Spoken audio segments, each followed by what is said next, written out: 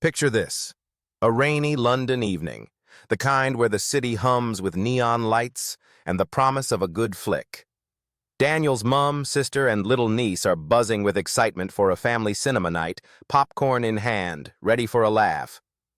But as the lights dim, their gasps echo louder than the film's soundtrack. They've just spotted Daniel's wife, Emma, cozied up in the back row with a stranger, their hands entwined like a scene from a forbidden romance. What unfolds next isn't just a betrayal, it's a bombshell that shatters a marriage and forces a man to find his strength in the ruins. The Odeon in Clapham was packed that soggy Friday night in July 2025, the air thick with the scent of buttered popcorn and damp coats. Daniel was meant to be at a mate's stag do in Brighton, necking pints and dodging karaoke, but a cancelled train had sent him back to their terraced house in Streatham, its brick facade glowing under the street lamps. He'd texted Emma, his wife of 8 years, to say he'd be home, but her reply was curt. Out with mates, back late. No worries, he'd thought, settling in with a takeaway curry and match of the day. Emma was his rock, her quick wit, her hazel eyes that crinkled when she laughed, her knack for making their small home feel like a sanctuary. They'd met at a pub quiz in Brixton, bonding over a shared love of cheesy 80s films and strong tea. Their life wasn't perfect, money was tight, their daughter Sophie's school fees a constant juggle, but it was theirs, built on trust, or so Daniel believed.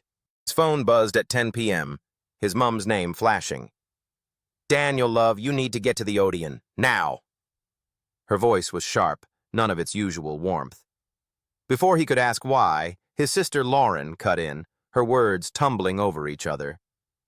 "It's Emma, Dan. She's here, snogging some bloke in the back row. Sophie saw her, for God's sake." Daniel's stomach dropped, the curry turning sour in his mouth.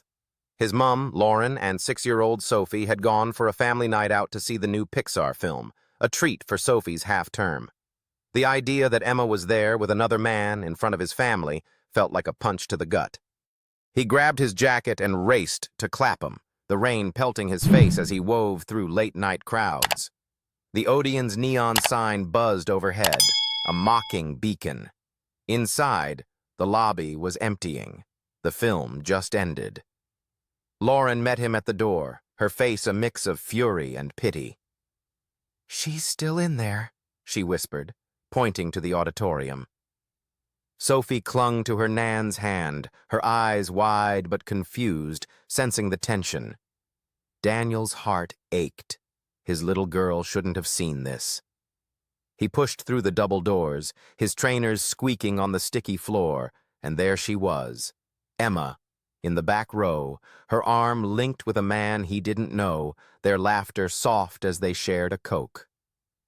The stranger was tall, with a posh suit and a smug grin. Nothing like Daniel's workaday jeans and jumper. "Emma," Daniel said, his voice low but cutting through the post-film chatter. She froze, her eyes meeting his, the color draining from her face.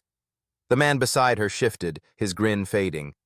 "Dan, why are you here?" Emma stammered, her hand dropping from the stranger's arm. "Why am I here?" Daniel's voice rose, trembling. "My family saw you, Emma. Sophie saw you. With him." The auditorium fell silent, a few stragglers turning to stare. The man mumbled something about just mates, but Emma's silence was louder. She didn't deny it. Her eyes, usually so bright, were dull with guilt. Stepped into the lobby, the rain drumming against the Odeon's windows. Emma's words came in a rush. His name was Tom, a colleague from her marketing job. It started as drinks, then more. She was lonely with Daniel's long hours at the warehouse. "I didn't mean to hurt you," she said, tears streaking her mascara. "I love you, Dan. It was a mistake." But the word mistake didn't cover Sophie's confusion, or the image of Tom's arm around her burned into Daniel's mind.